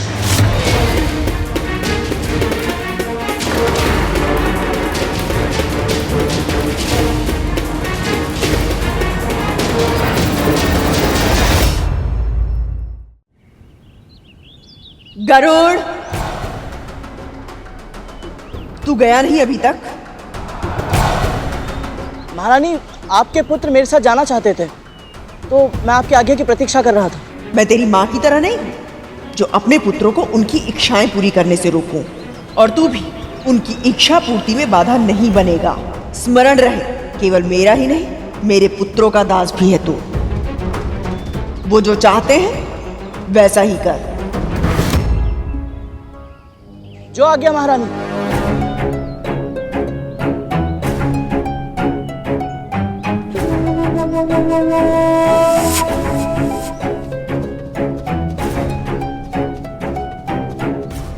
ऐसा कुछ नहीं होगा। मेरे पुत्रों के हित के लिए सबसे उत्तम क्या है, इस बारे में मेरे और मेरे स्वामी के विचार बिल्कुल भिन्न भिन्न हैं।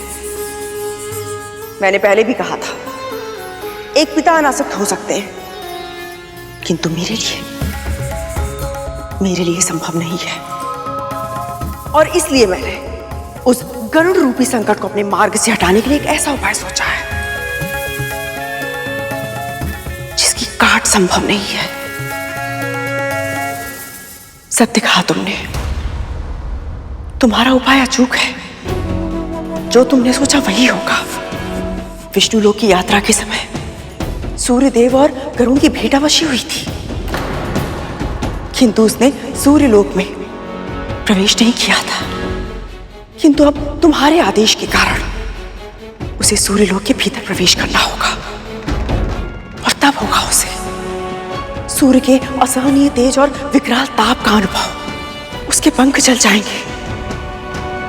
मृत्यु नहीं भी हुई तो भी तड़प तड़प कर वो पृथ्वी पर गिर जाएगा।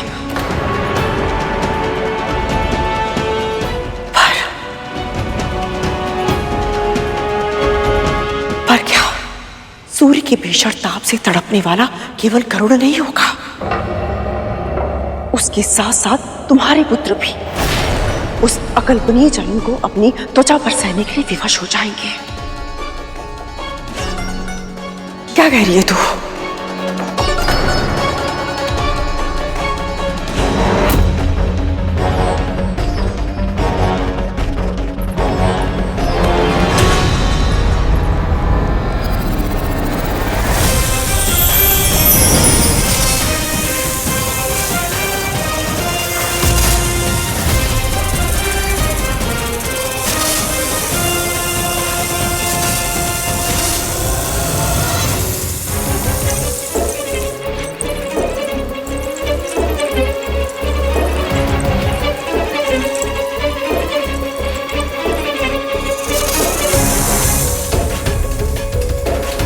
गरुड़, चलो चलो चलो।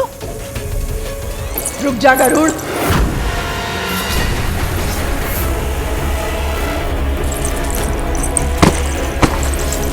कहीं माँ ने देख लिया तो वो रोक लेंगी और सब किया कराया व्यर्थ हो जाएगा। गरुड़, समय क्यों नष्ट कर रहे हो? अब उड़ो भी।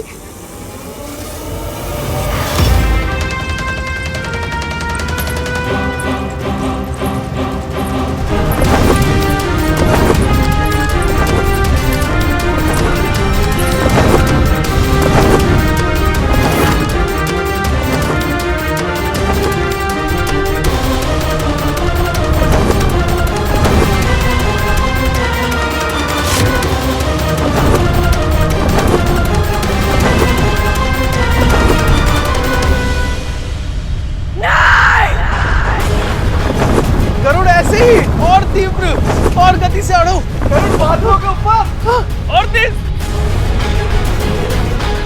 आनंद आ रहा है।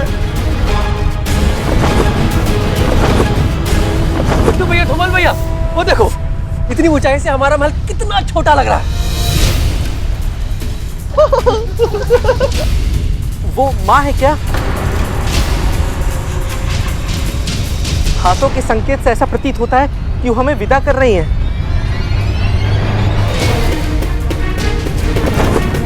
कहीं इसे पता न चल जाए कि माँ हमें रोकने का प्रयास कर रही है।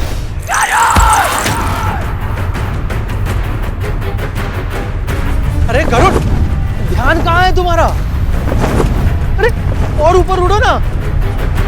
हाँ, तुम नीचे कहाँ देख रहे हो? कहीं बादलों से टकरा गए तो? उड़ो।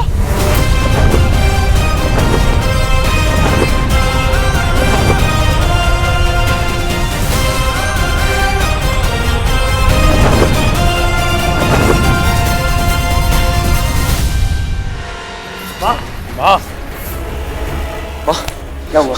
माँ आप इतनी घबराई हुई क्यों है? क्या हुआ माँ? बोलिए कुछ। बोलिए माँ।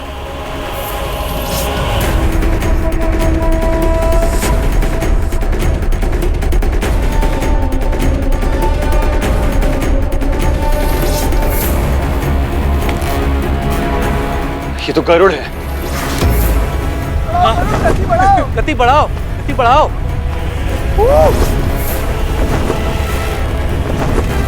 और इसके साथ हमारे भाई, ये उन्हें कहाँ लेकर जा रहा है?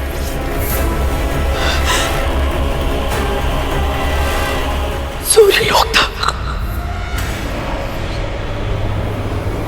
मैंने आदेश दिया था गरुड़ को वहां पे चढ़ने के लिए, ये सोच करके उसके पंख चल जाएंगे, उसकी शक्ति समाप्त हो जाएगी। किंतु ये तो मेरे पुत्रों को लेकर चला गया। गरुड़, नीचे आ। तू दास है हमारा, हमारी आज्ञा का पालन करना तेरा कर्तव्य है। माँ, ये बहुत ऊंचा उड़ चुका है, हमारे स्वर इस तक नहीं पहुंचेंगे। ये कितनी भी ऊंचाई तक क्यों ना चला जाए, इसकी मां का स्वर इस तक अवश्य पहुंचेगा। विंता को उसका स्वर सुनाई देगा। विंता! माँ!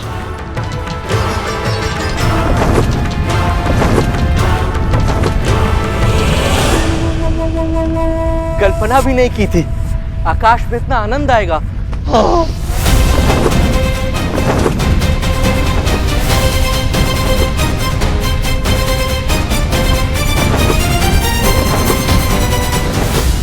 गरुड़, तुम इससे भी तीव्र गति से उड़ सकते हो क्या?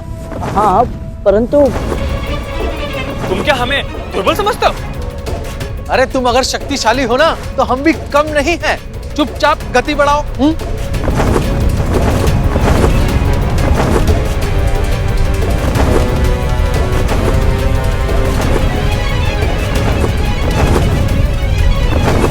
हम अंतरिक्ष में आ गए।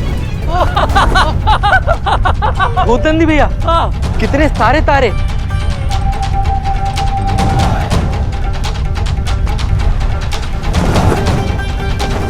अरे नीचे देखो, हमारी पृथ्वी। अरे हाँ, पृथ्वी पे रहते हुए तो हमें ऐसे लगता था जैसे हम ही सबसे महान हैं, हम ही सबसे बड़े हैं। लेकिन यहाँ आके पता चला कि हमारी पृथ्वी एक छोटे से तिनके के बराबर है। तो फिर हम कितने छोटे हुए?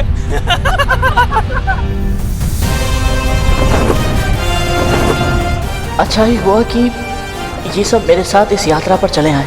संभव है यह अनुभव इन्हें विनय का महत्व सिखा दे और पृथ्वी पर लौटने के बाद ये सब माँ को दास्ता से मुक्त कराने के लिए बड़ी माँ को मनाने में मेरी सहायता करें।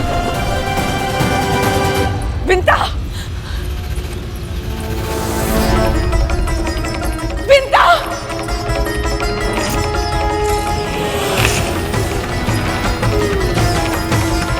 विंता!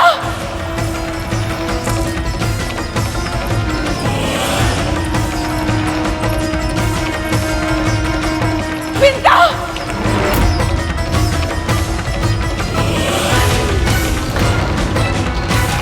ये कद्रू दीदी का स्वर था क्या?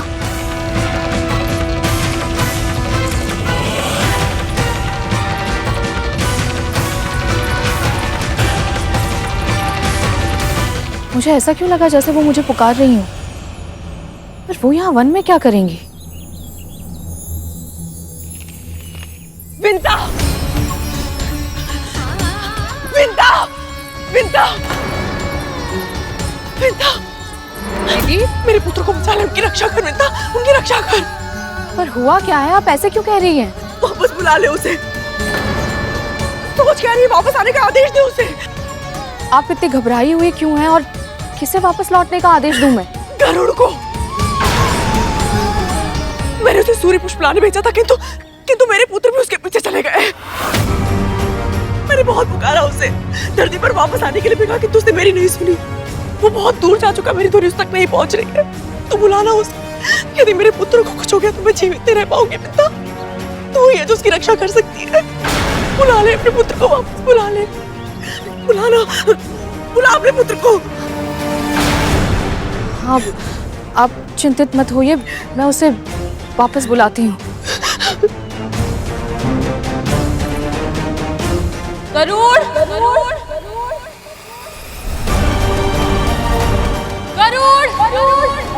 माँ क्यों पुकार रही है और वो इतनी चिंतित क्यों लग रही है? गरुड़, गति कम करने की सोचना भी मत। हमारी माँ ने तुम्हें जो कार्य दिया है ना, उसे पूरा किए बिना तुम वापस नहीं लौट सकते हो। हाँ। भूलो मत गरुड़, तुम सिर्फ अपनी माँ के पुत्र ही नहीं, हमारे दास भी हो। इसलिए तुम तब तक वापस नहीं जा सकते जब तक हम आदेश ना दें। स्मरण रखना गरुड़, यदि तुमने हमारी आज्ञा का पालन नहीं किया तो परिणाम तुम्हारी माँ को भोगना पड़ेगा। दास बने केवल 2 ही दिन हुए हैं और अभी से कितना विवश हो गया हूँ मैं कि चाह कर भी अपनी माँ के पास लौट नहीं सकता। तो फिर माँ के लिए कितना कठिन, कितना दुखद होता होगा अपनी इच्छाओं का गला घोटकर इन सब के आदेश का पालन करते रहना, बिना रुके लगातार। उन्हें ऐसे जीवन नष्ट करते नहीं देख सकता मैं।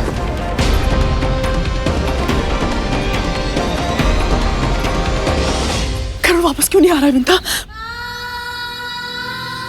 पता नहीं दीदी, मेरी पुकार सुनकर वो वापस लौट कर ना आए, ये संभव नहीं है। हो सकता है कि मेरी पुकार उस तक पहुंच ही ना रही हो। ये भी तो हो सकता है कि वो आपकी बात सुन के अनसुनी कर रहा हो,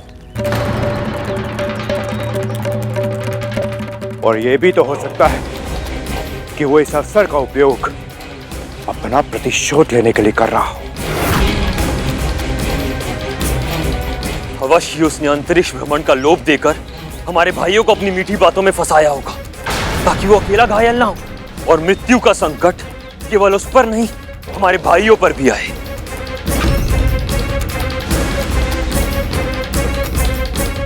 मेरा पुत्र तुम सब जैसा नहीं है। नैतिक मूल्यों का सम्मान करता है, मेरे दिए संस्कारों को मानता है। वो किसी को अपनी मीठी बातों में नहीं फंसाता, केवल सत्य और धर्म के मार्ग पर चलता है मेरा पुत्र। सब समझ में आ गया मुझे। आपने आज पवन की चर्चा इसलिए की क्योंकि आप चाहती थी कि मैं अपने पुत्र को छोड़कर यहाँ वन में आऊं और उसे सूर्यलोक जाने से रोक ना पाऊं। भली भांति जानती थी आप, सूर्यलोक में प्रवेश करना और वहां से सूर्य पुष्प लेकर वापस लौटना असंभव था, फिर भी आपने उसे यह आदेश दिया ताकि इसका पालन करने के कारण सूर्यदेव क्रोध में आ जाए और ऐसी भीषण अग्नि वर्षा करें कि मेरे पुत्र के पंख जल जाए और उसके प्राण।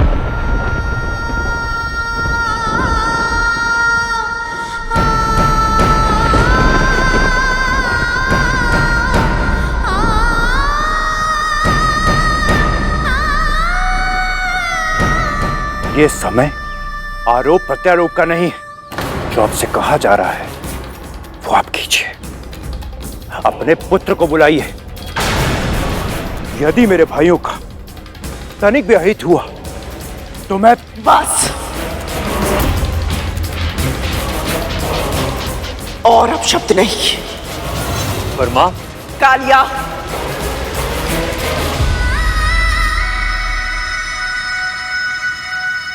आज मैं विंता से एक महारानी की तरह नहीं, एक मां की तरह बात करना चाहती हूं।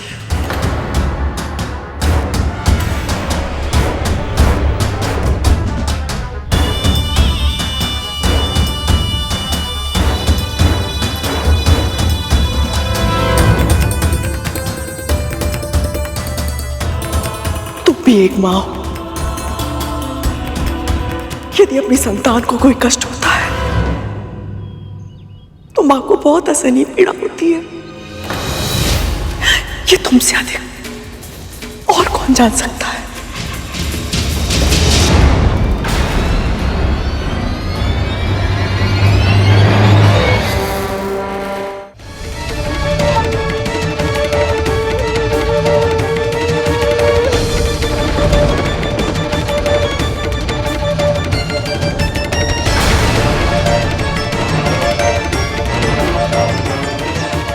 मैं जानती हूं तुम मुझसे क्रोधित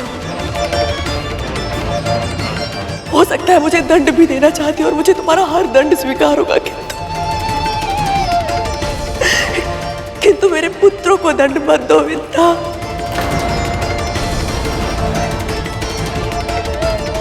अपने पुत्र को वापस बुला लो।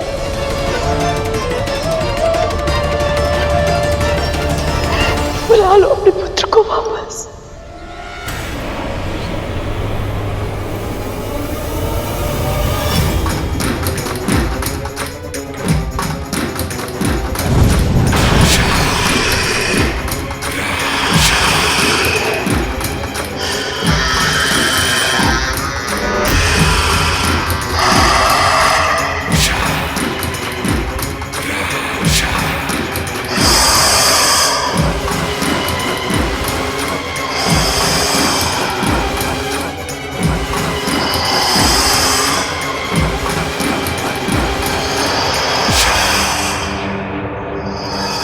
जब तक आप मेरे भाइयों की सहायता नहीं करती, आप यहां से नहीं जा सकते।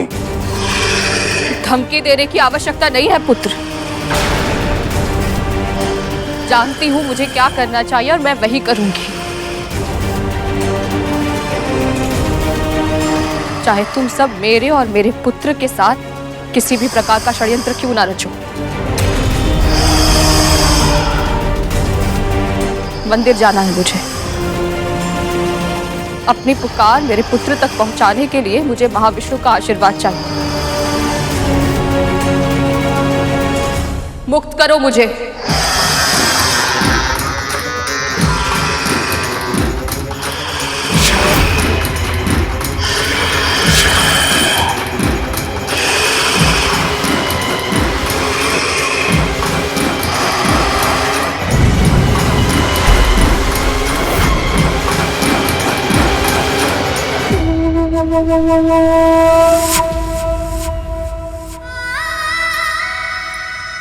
जैसे भी हैं पुत्र समान है मेरे, इसलिए मेरी प्रार्थना स्वीकार कीजिए प्रभु। किसी भी अहित की ज्वाला ना तो नागों तक पहुंचे और ना ही मेरे पुत्र गरुड़ को जलाए। वो सब सकुशल धरती पर लौट आए।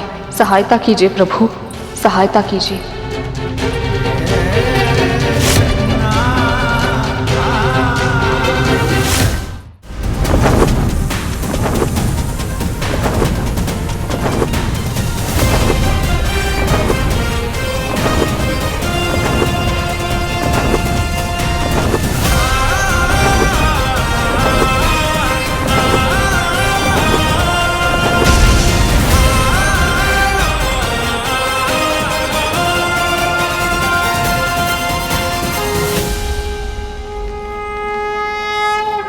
प्रणाम चंद्रदेव।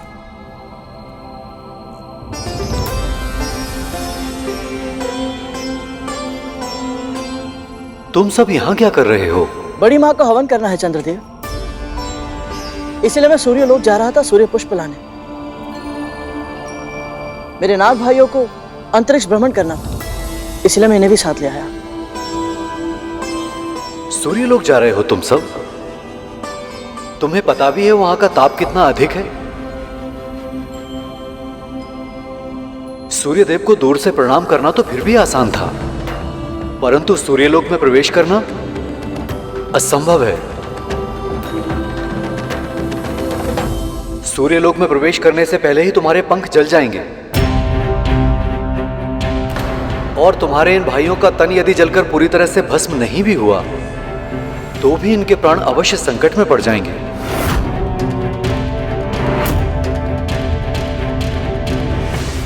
चंद्रदेव का कहना सही है। इस यात्रा में बहुत संकट है और आप सभी के प्राणों से अधिक महत्वपूर्ण नहीं है ये। मुझे लगता है कि मुझे इसी समय आप सबको घर लेकर चलना चाहिए। गरुड़, कहा जाता है पृथ्वी पे जन्म लेने वाला कोई भी देहधारी अपने देह के साथ वैकुंठ तक नहीं जा सकता, पर तुमने ये करके दिखाया ना। और हम सब केवल इसलिए वापस लौट जाएं कि इस यात्रा में हम सबके प्राण संकट में हैं। ऐसा नहीं हो सकता गरुड़। हमारी माँ ने हमारे जन्म के लिए कितनी प्रार्थनाएं की थी। हमारी माँ ने कितने मन से वरदान मांगा था कि उनके महाशक्तिशाली पुत्र हों। माना कि हम अपने बड़े भाइयों की तरह शक्तिशाली नहीं, मगर हम सब मन से योद्धा हैं। बिल्कुल सही कहा सरकुटा। हम वापस लौट के नहीं जाएंगे गरुड़। हम अपनी माँ को निराश नहीं कर सकते हैं। हम सूर्य लोक जाएंगे और ये हमारा आदेश है।